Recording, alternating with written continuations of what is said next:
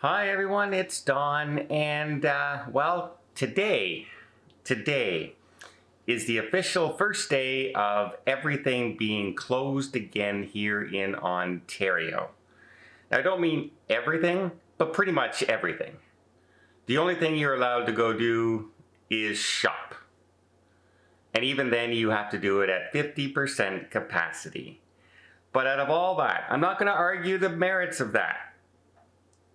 But I gotta tell the government right now, who just closed a ton of businesses for the second time, for who knows how long, and just laid off a ton of people, again, for who knows how long again, that what you're doing right now is just not good enough.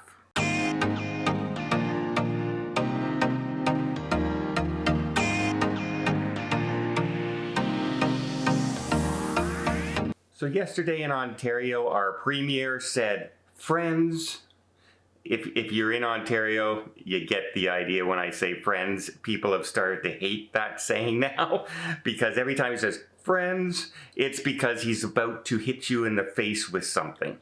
And this one was, by the way, schools are closing for a while. It's going to be at-home learning again. We're moving out of phase 3 of the reopening, where we were supposed to go into phase 4 by March, where all the restrictions would be lifted. We're pulling back and going back to phase 2, and the only thing left open is government and some shopping. Now, you cannot go to a movie theater anymore. You cannot go to a bar. You cannot go to a restaurant. You cannot go to a sporting event. You cannot go to a conference. You cannot go to any indoor activity. You can't go to a gym, etc., etc., etc. For the second time. The last time they announced these measures, they were closed for 4 to 5 months. When they finally decided to start allowing restaurants to start opening up again and movie theaters to start opening again, it took forever for the theaters and the restaurant people to start getting their employees back, because a lot of them had left. A lot of them said, well, if they're going to keep closing down, why would I go back to that industry? I'll find something that maybe I'll go to a store where maybe the store won't be closed. I can go to Amazon because they never closed Amazon. I can go to Walmart because they never closed Walmart. But, you know, they closed the theaters, they closed restaurants, they closed gyms. And they finally started getting things back. I mean, theaters just had Spider-Man come out, which was the first real movie since the pandemic started that just exploded in theaters, and people went out to see the movie, finally. And then 2 days later, they said, oh, by the way, you can't sell food in the theaters anymore, and the theater numbers dropped right off, and now they just closed them again, and the theater owners said, sorry, employees, you gotta go. You gotta go. But don't worry, they said. Now here's the reason they did that. The cases of the Omicron virus here in Ontario have gone way above. Here's a graph. Here you can see wave number 2, wave number 3, and the wave that we're currently in. You can see the wave we're in now is way higher than the other 2 waves combined. Way, way higher. So you would suspect that the numbers of hospitalizations and the number of deaths would coincide with that high number, right? It almost looks like it's double. So hospitalizations and deaths should be close to double, right? So we should be panicking.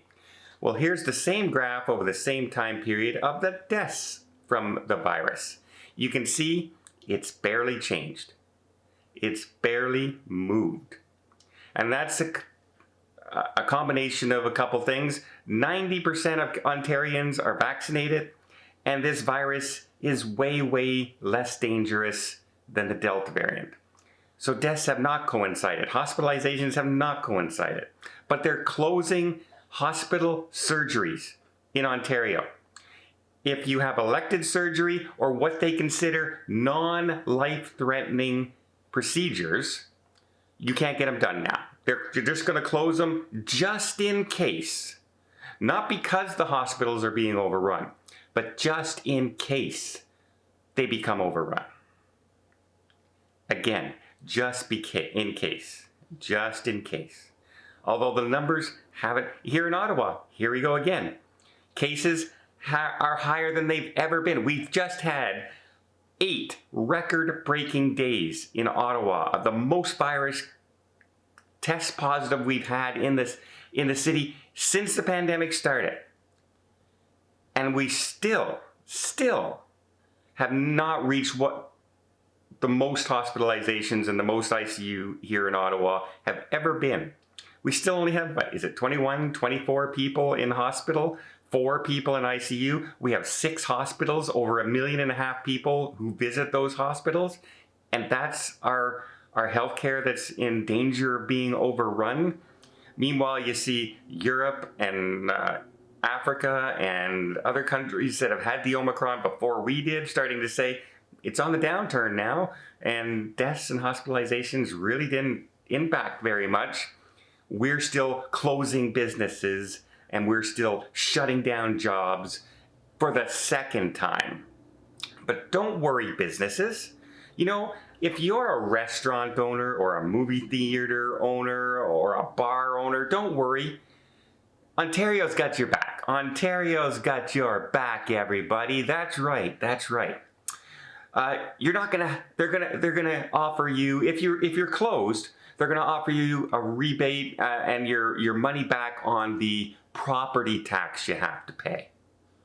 Your property tax, yeah. Oh, and you're gonna probably be able to get most of your energy costs back. You can apply for it and they'll eventually give you the money for it. It's not gonna cover your rent or your expenses for the food, or any employees you're still trying to keep. It's not gonna cover any of that money. You've gotta somehow come up with that, even though they've closed your business by law.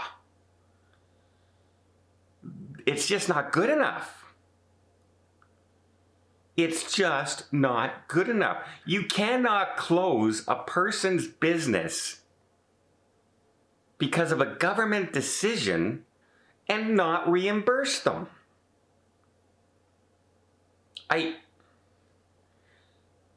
You get a discount on your property tax. You get a discount on your electricity. Hooray! Can you help me pay my $40,000 a month rent for the building? Can you? Can you help me pay my employees so they can keep, when you finally let me open again, I still have employees who know what they're doing and are trained? Can you help me with that? No. Property tax and electricity. Apparently, that's what they think businesses only need to pay. I can guarantee you it's not. I work from home, and my expenses are a couple $1,000s a month just in business expenses that I pay every single month. And I work by myself in my home. Can you imagine, if you're a movie theater, what your expenses are for the property and your rent? Can you imagine if you're a bar in a downtown location, just how much that rent for that bar would be, or a restaurant in a prime location? How much food did you order in for all those reservations you had for your parties and all that, and banquets and conference centers? Well, it's all gone. The food's gone. It's wasted. They're giving it to the food bank. At least some good comes of it.